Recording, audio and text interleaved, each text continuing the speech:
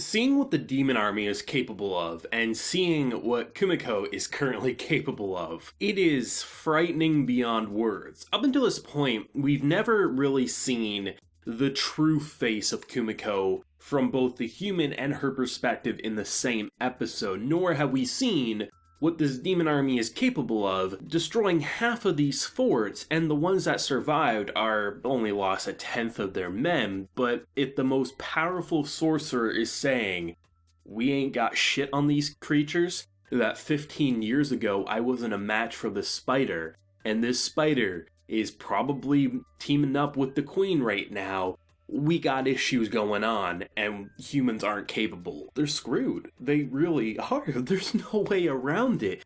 And to finally have an episode where we not just see 15 years in the past, which is what we've been focusing on always from the spider side. We have seen humans look at her, and we've seen her look at humans, but we've never seen both perspectives in the same episode, and what an event that was. Having humans look at a creature that in theory shouldn't exist, that is so powerful that it's pushing all the other creatures to the surface, causing even more issues. You send in your most powerful warrior, and he can't do anything against it. This creature is appraising you. It's using stats upon stats. It shouldn't be working.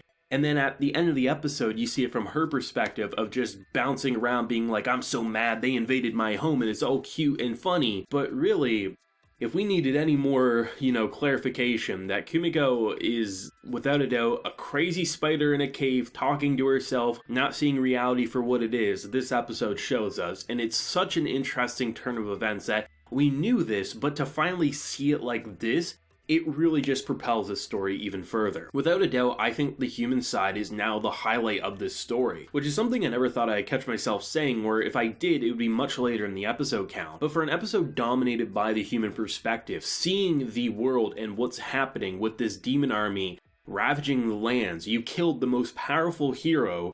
The new hero is a boy who has no skills or training. Your most powerful mage is saying we're helpless against most of these creatures. I couldn't do anything years ago. Don't expect me to be able to do much right now. How are the humans going to survive this? It seems next to impossible. And it's such an interesting formula that Soma Spider So What went for. To not only put your focus for so long really on the spider side, this goofy spider side, thinking like, oh, maybe by the time she reaches outside the cave, maybe she'll end up working with humans or something, right? No, she's working most likely with the side that is destroying humans, because in the episode the wizard is saying, most likely this spider is working alongside the queen, and that there's two of them. So the queen is without a doubt a different character. It was pretty much heavily implied just because there's other characters a part of that table that have a more similar color scheme to that of our Spider-Girl right now. But then again, maybe that's also a curveball. It's not impossible for her to be the queen, it just feels like based on the way they're phrasing things, it's supposed to make you say,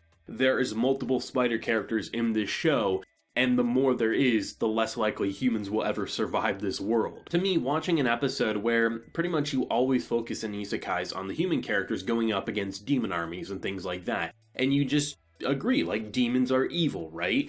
And you can't deny that Kumiko, the way she looks, the way she acts, she is a creature hunting humans. They lost an entire party and lost an arm shot through the chest. She is a menace. And as much as I love her character, there's no way from a human perspective you can say we don't need to kill this character, right? Based on what we're seeing. And we still don't even know what she looks like in the present day. I mean, there's still everyone bringing up the concept of the teacher saying that Kumiko's dead. We still don't know what's happening with that concept. There's a lot of possibilities for that, but nonetheless, this spider, and even if that spider is dead, there's plenty of other spiders that are even worse.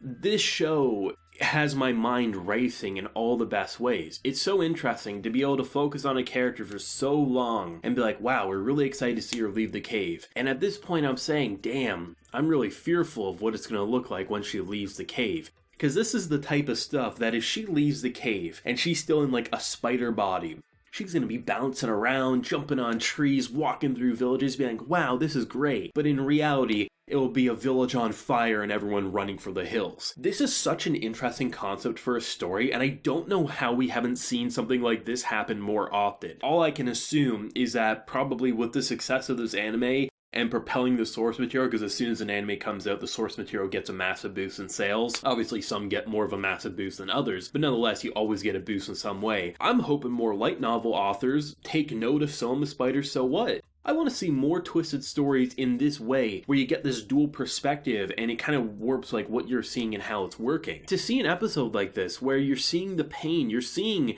humanity on the brink of extinction. I mean, seriously, up until this point, I felt like as long as the hero was around, and you knew the brother was going to die eventually, like, eventually it had to happen because if you want Shalane to become someone, he has to take up the role. The interesting thing is, wasn't ever guaranteed that he would get it, and they're saying it's more a fate, so it could have been from any kingdom the hero role could have been given to. So the fact that it's someone who's progressively said, like, I don't want skills, because skills probably come from, doing things like Kumiko, destroying other things or destroying creatures, which clearly this character doesn't want to do. It's interesting how he got the role. And there's clearly other powerful characters in this world, and maybe if it would have been given to a different character who's already been training and has a lot of skills, they wouldn't be in a completely helpless situation. But if half of your fortresses are destroyed, the ones who did survive lost so many men and just barely pushed them back, and your greatest wizard is saying you're screwed, you're probably screwed. Now, do I think humanity's going to be all but wiped out within the next episode? No, but it does feel hopeless, and it feels like we're getting into darker and darker territory, and that has me both excited and terrified to see where that's going to go. This was without a doubt the most interesting and fascinating episode, and it feels like for the past month it's been getting more better.